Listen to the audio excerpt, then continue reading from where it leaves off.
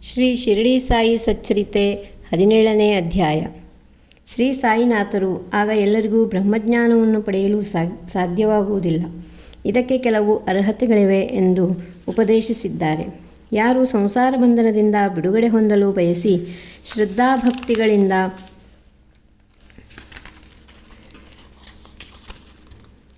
ಆ ಗುರಿಯನ್ನು ಮುಟ್ಟುತ್ತಾರೋ ಅವರು ಧಾರ್ಮಿಕ ಜೀವನ ಹಾಗೂ ಬ್ರಹ್ಮಜ್ಞಾನಕ್ಕೆ ಅರ್ಹರು. ಇವರು ಮುಮುಕ್ಷು ಎನಿಸಿಕೊಳ್ಳುತ್ತಾರೆ. ಪ್ರಾಪಂಚಿಕ ವಿಷಯಗಳಲ್ಲಿ ಅತಿಯಾದ ಆಸಕ್ತಿ ಯಾರಿಗಿಲ್ಲವೋ ಅವರೇ ವಿರಕ್ತರು. ಇಂದ್ರಿಯಗಳೆಲ್ಲವೂ ಪರಮಾತ್ಮನ ಸೃಷ್ಟಿಯೇ ಆಗಿದೆ. ಈ ಇಂದ್ರಿಯಗಳನ್ನು ಹೊರಗಿನಿಂದ ಒಳಗೆ ಯಾರು ಕೇಂದ್ರೀಕರಿಸುವರೋ ಅವರು ಬ್ರಹ್ಮಜ್ಞಾನಕ್ಕೆ ಅರ್ಹರು. ಪಾಪಗಳಿಂದ ಹಾಗೂ ದುಷ್ಟಕರ್ಮಗಳಿಂದ ದೂರವಾದವರು ಬ್ರಹ್ಮಜ್ಞಾನಕ್ಕೆ ಅರ್ಹರು.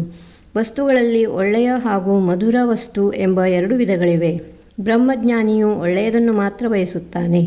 ಬ್ರಹ್ಮಜ್ಞಾನಕ್ಕೆ ಸದಾಚಾರ, ಸನ್ನಡತೆ ಬಹಳ ಅಗತ್ಯವಾದುದು. ನಮ್ಮ ದೇಹವು ರಥದಂತೆ ಇದ್ದು ಬುದ್ಧಿಯೇ ಅದಕ್ಕೆ ಸಾರಥಿ. ಇಂದ್ರಿಯಗಳು ಕುದುರೆಗಳು, ಆತ್ಮವೇ ಗುರು. ಇಂದ್ರಿಯ ಗೋಚರ ವಸ್ತುಗಳೇ ದಾರಿ. ಯಾರಿಗೆ ಇಂದ್ರಿಯಗಳ ಮೇಲೆ ಹತೋಟಿ ಇಲ್ಲವೋ ಅವರು ಇವುಗಳ ಬಲೆಗೆ ಸಿಗುತ್ತಾರೆ. ಆದರೆ ಬ್ರಹ್ಮಜ್ಞಾನಕ್ಕೆ ಯೋಗ್ಯರು ಮಾತ್ರ ಇಂದ್ರಿಯಗಳನ್ನು ತಮ್ಮ ಹಿಡಿತದಲ್ಲಿರಿಸಿ ಪರಮಾತ್ಮನ ಕೃಪೆಯಿಂದ ಮೋಕ್ಷವನ್ನು ಪಡೆಯುತ್ತಾರೆ. ಯಾರಿಗೆ ಮನಸ್ಸು ನಿರ್ಮಲವಾಗಿರುತ್ತದೋ, ಅಹಂಭಾವವಿಲ್ಲವೋ ಅವರು ಮಾತ್ರ ಬ್ರಹ್ಮಜ್ಞಾನಕ್ಕೆ ಅರ್ಹರು. ತನ್ನ ಕರ್ತವ್ಯಗಳನ್ನು ಆತ್ಮತೃಪ್ತಿಯಿಂದ ನಿರ್ವಹಿಸುವವರಿಗೆ ಮನಸ್ಸು ನಿರ್ಮಲವಾಗಿರುತ್ತದೆ. ಬ್ರಹ್ಮಜ್ಞಾನಕ್ಕೆ ಸೂಕ್ಷ್ಮವಾದದ್ದು. ಇದನ್ನು ಸ್ವಪ್ರಯತ್ನದಿಂದ ಪಡೆಯಲು ಸಾಧ್ಯವಿಲ್ಲ. ಇದಕ್ಕೆ ಗುರುವಿನ ನೆರವು ಅಗತ್ಯವಾಗಿದೆ. ಬ್ರಹ್ಮಜ್ಞಾನಕ್ಕೆ ಪರಮಾತ್ಮನ ಕೃಪೆಯೂ ಅಗತ್ಯ ಹಾಗೂ ಅನಿವಾರ್ಯವಾಗಿದೆ. ಹೀಗೆ ಬ್ರಹ್ಮಜ್ಞಾನಿಯ ಅರ್ಹತೆಗಳನ್ನು ಶ್ರೀಮಂತ ಗೃಹಸ್ಥನಿಗೆ ತಿಳಿಸಿದ ಬಾಬಾ, ಸರಿ, ಈಗ ನಿನ್ನ ಕಿಸೆಯಲ್ಲಿ ಬ್ರಹ್ಮಜ್ಞಾನವು 250 ರೂಪಾಯಿಗಳ ರೂಪದಲ್ಲಿ ಬಚ್ಚಿಟ್ಟು ಇದನ್ನು ತೆಗೆ ಎಂದರು. ಆತನ ಕಿಸೆಯಲ್ಲಿ ಸರಿಯಾಗಿ 250 ರೂಪಾಯಿಗಳಿದ್ದವು. ಧನಿಕನಿಗೆ ಆಶ್ಚರ್ಯವಾಗಿ ಬಾಬಾ ಅವರಿಗೆ ನಮಸ್ಕರಿಸಿದನು. ಬಾಬಾ ಅವರು ಧನಿಕನಿಗೆ, ನಿನಗೆ ಬ್ರಹ್ಮಜ್ಞಾನವು ಆಸೆ ತೊರೆಯದ ಹೊರತು ಎಂದಿಗೂ ಸಿಗಲಾರದು. ಆಸೆ, ಬ್ರಹ್ಮಜ್ಞಾನ ಎಂದಿಗೂ ಒಂದು ಕಡೆ ಇರಲಾರದು. ತನ್ನ ಕಾರ್ಯಕ್ಕೆ ಪ್ರತಿಫಲ ಬಯಸುತ್ತಾ ಮೋಹ ಪರವಶನಾದವನಿಗೆ ಬ್ರಹ್ಮಜ್ಞಾನವು ಎಂದಿಗೂ ಸಿಗಲಾರದು. ಇಂದ್ರಿಯ ಭೋಗಗಳಲ್ಲಿ ಮುಳುಗಿದವನಿಗೆ ಗುರು ಉಪದೇಶ ಏನೂ ಸಹಾಯ ಮಾಡಲಾರದು.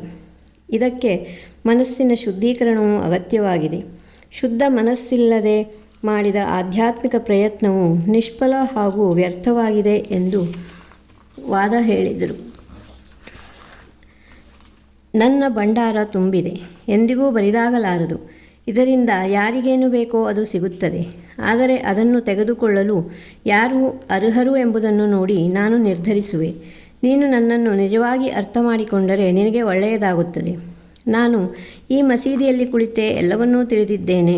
ನಾನು ಎಂದಿಗೂ ಸುಳ್ಳು ಹೇಳಲಾರೆ ಎಂದರು. ಆ ಸಮಯದಲ್ಲಿ ಮಸೀದಿಯಲ್ಲಿ ಎಲ್ಲರಿಗೂ ಶ್ರೀ ಸಾಯಿಬಾಬಾ ಅವರು ಔತಣ ನೀಡಿ ಆಶೀರ್ವದಿಸಿದರು. ಭಕ್ತರು ಮನೆಗೆ ಹಿಂದಿರುಗಿದರು. ಮನೆಯನ್ನು ತೊರೆದು ಕಾಡಿನಲ್ಲಿ ಒಂಟಿಯಾಗಿ ತಪಸ್ಸು ಮಾಡುತ್ತಾ ಜೀವನ್ಮುಕ್ತಿ ಪಡೆಯಲು ಬಯಸುವ ಅನೇಕ ಸಾಧುಗಳಿದ್ದಾರೆ. ಆದರೆ ಬಾಬಾ ಹೀಗಿರಲಿಲ್ಲ. ಅವರು ಸಮಾಜದ ಸಾಮಾನ್ಯ ಜನಗಳ ಮಧ್ಯೆ ಜೀವಿಸುತ್ತಿದ್ದರು. ಭಿಕ್ಷೆ ಬೇಡಿ ತಂದು ಬೇವಿನ ಮರದಡಿಯಲ್ಲಿ ಕುಳಿತು ಎಲ್ಲರೊಳಗೆ ಒಂದಾಗುತ್ತಿದ್ದರು.